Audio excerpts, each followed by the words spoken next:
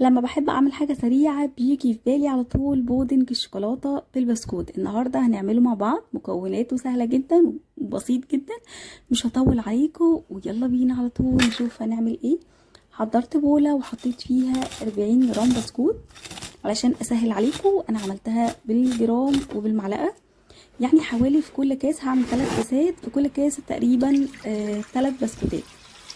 هنا حطيت نص كيلو لبن، وهحط نص كوبايه سكر، ممكن تحطي تلت بس ما تقلليش عن التلت خالص.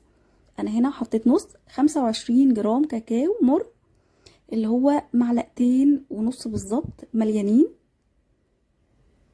وهنا حطيت 40 جرام نشا، 3 معالق نشا كبار مليانين، يعني معلقه خراميه. فضلت اضربه مع بعض كده لغايه ما تقل معايا. ودلوقتي هحضر الكاسات. انا حطيت الكمية في 3 كاسات. في الاول بحط جزء من البودنج، وبعد كده البسكوت، وبعد كده برضو بودنج، وكده خلاص خلص معايا. في الاول زينته من على الوش كده بالكاكاو وفستق، بس انا رجعت عدلت الشكل ما عجبنيش قوي، خليته من فوق كله فستق. طبعا التزيين ده حاجة ترجع لكم، تقدروا تزينوها زي ما انتوا عايزين.